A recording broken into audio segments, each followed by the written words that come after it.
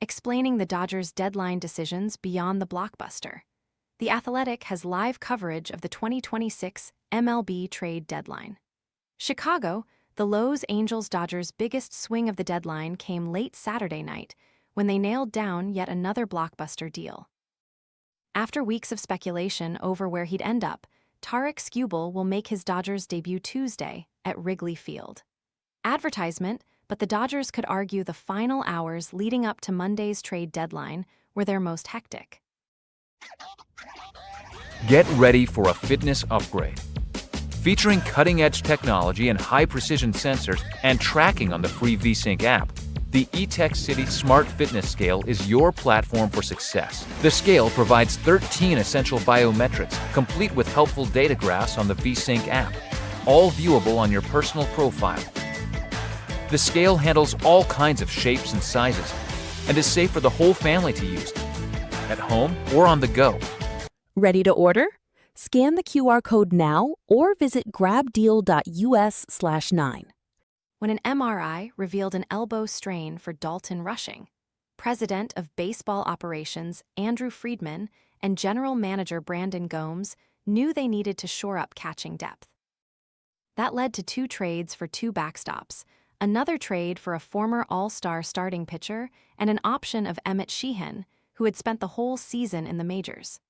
By the deadline, the Dodgers completed 4 trades, including one for their most coveted target.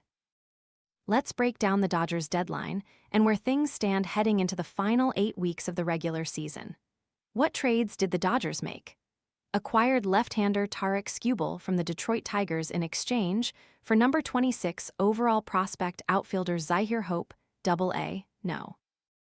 4-0 prospect right-hander River Ryan, AAA, and right-hander Brady Smith, Class A, acquired catcher Ben Rortvedt, AAA, from the New York Mets for right-hander Chase McDermott, designated for assignment July 31, acquired left-hander Kreese Bubic from the Kansas City Royals for right-hander Carlos Duran, AAA, acquired catcher Hunter Fiducia, and right-hander Jacob K. Matz, AA, from the Tampa Bay Rays for outfielder Jack Suwinski, AAA, and international bonus pool money. How did Dalton Rushing's injury change their deadline plans?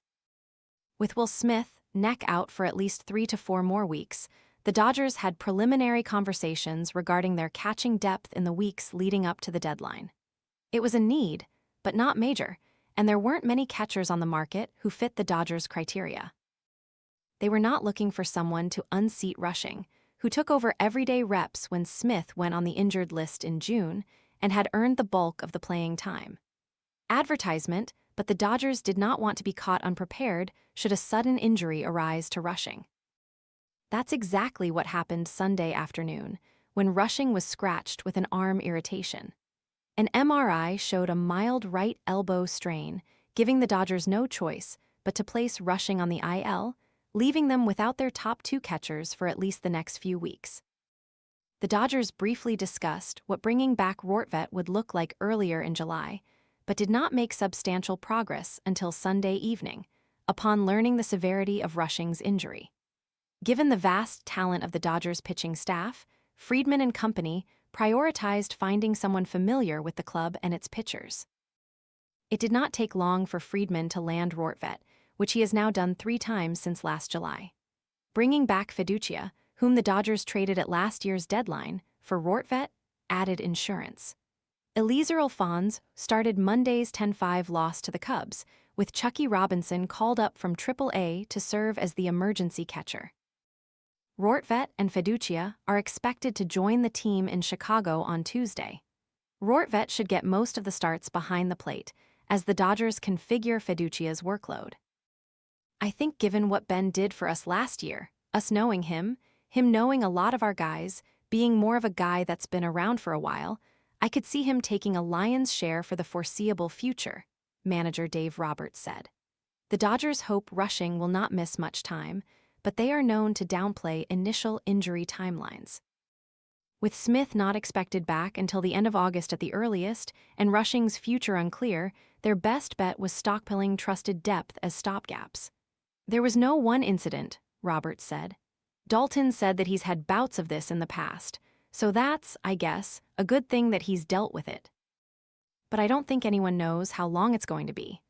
Advertisement, how does the rotation stack up, and where does Tarik Skubal fit?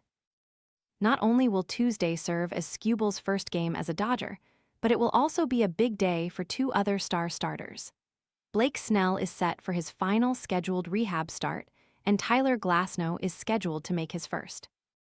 Though Shohei Ohtani has not pitched in a game since July 3, Friedman reiterated his confidence in Ohtani's returning to the rotation this season.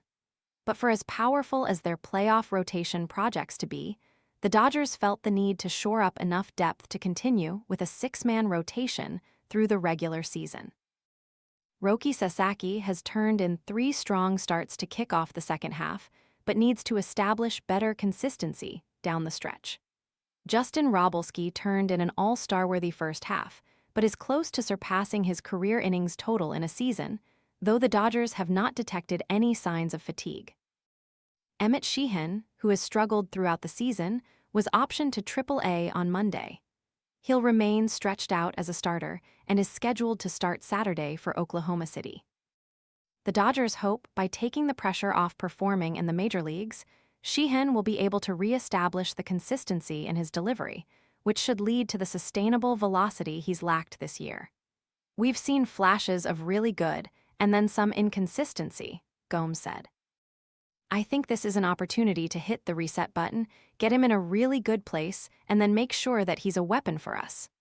The likelihood Sasaki, Robalski, and Sheehan will crack the postseason rotation is slim, but they could be valuable arms out of the bullpen. That's how the Dodgers look at Skubal as well. The 28-year-old left-hander has been sidelined since mid-May, first with a forearm injury and now with shoulder soreness. He threw his first bullpen Monday, according to Gomes, and the Dodgers believe he could return by the end of the season. It's incredibly helpful to make sure that we are balancing regular season wins, obviously being the most important to win the division and get a bye, while also making sure we're doing everything we can to maintain health and give guys proper rest whenever we can, Gomes said. With the way a lot of these guys are throwing, we have the ability to do that and make sure that we're not redlining anybody right now and line things up for what we hope is a deep October run. The Dodgers' goal is to roster their best 14 arms in October regardless of role. They believe Skubal will factor into that number. Advertisement biggest thing with Tarik is we know what he's capable of, Gomes said. He's been an all-star and able to be a dominant force both out of the pen and as a starter. Our plan right now is to run him out as a reliever and just get him healthy and try to get him back to that version he was prior to this year. What about the moves they didn't do? The Dodgers explored trades of left-hander Eric Lauer and outfielder Alex Call, but decided to keep both players. It's my understanding that they will both be on our roster for the rest of the year, Roberts said. I really give our front office a lot of credit, just talking to those guys consistently and getting a grasp on their wishes. And both those guys really wanted to be here. Lauer had been one of the team's most valuable arms, solely for his ability to take the ball each week and provide a quality outing, which allowed Los Angels to preserve the six-man rotation vital to the workloads of Yoshinobu Yamamoto, Ohtani, and Sasaki. Though he was originally slated in a bulk role when Skubal was acquired, Lauer will start Wednesday against the Chicago Cubs. He is likely to revert to the bullpen, assuming Snell is activated next week. The Dodgers were not able to line up on a partner for Call.